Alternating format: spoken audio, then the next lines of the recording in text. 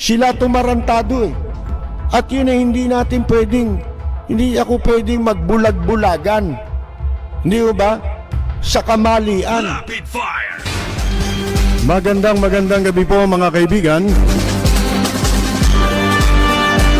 Muli pong sumasa inyo ang palatuntunang Rapid Fire. Ito, parinig mo. Kasi ito si Digong nyo, kaya nga umatras ito sa debate. Pagkat marami siyang pagtatakban. Marami siyang hindi masasagot. Sapagkat yun lamang sinabi niyang sasakay siya sa jet ski.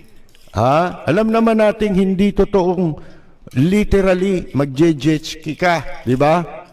Ang pinaka-essence nung na siya ay nagsasalita na pupunta sa West Philippine Sea, itatayo ang bandera ng Pilipinas. Symbolical yun, alam natin. Ano importante ron? Importante doon, yung paninindigan mo na ipagtatanggol mo ang Pilipinas. Mga kaibigan, di ho ba? Yun ang katumbas na ibig sabihin nun eh. Ngayon, sinasabi niya, biro daw yan. Ito, biro ba ito? Pakinggan ninyo. Ito matakot ko. Sabi nila, they will not build, they assure us, they will not build anything there sa Scarborough Show. Maniwala kayo kasi yan ang commitment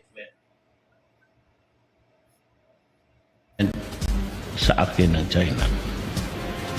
And galing kay si Xi Jinping mismo nagsabi. And he's a man of honor. Kaya nga sabi ko, why are you so sparing? Gusto ninyo, gawain na lang ninyo kaming province, Fujian, pati Philippine province of China. Di wala tayong problema. Libre na lahat. Kasi yung oil, joint naman. Yung oil mo, dito mo yung pinakamarami. 2/3 amin, 1/3. Mayaman naman kayo. Tsaka probinsya na kami.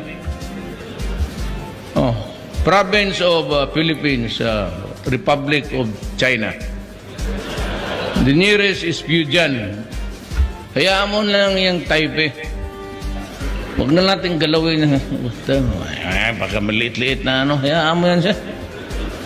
Just let it float there. Makuha mo ang Philippines, wala nang problema.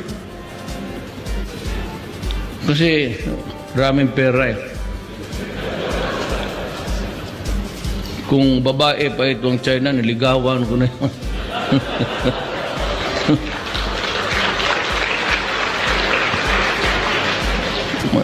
Dami ang kwarta. Kayo na po makapagsasabi, di ba? Kayo na nakarinig. Nagsasalita siya sa harap ng mga inchik. Katunayan, nandoon pa yung mismong dating ambassador ng China dito. Na mukhang sindikato, itsura, di ba? Nagyayabang eh. At ipinapahiya, habang ipinapahiya niya ang mga Pilipino at ang bansang Pilipinas sa harap mismo ng mga inchik. Ano tawag mo ron? Yan ba'y joke? They will anything else. Maniwala kayo kasi yan ang galing si Xi Jinping mismo. And he's a man. Kaya nga sabi ko, why are you so sparing? Gusto ninyo, gawain na lang ninyo kaming... Di ba? Yan ang bagay, mga kaibigan. Sipin mo sa harap ng mga inchik, taga-China, yung video na yun ay kuha yun ng PTV4.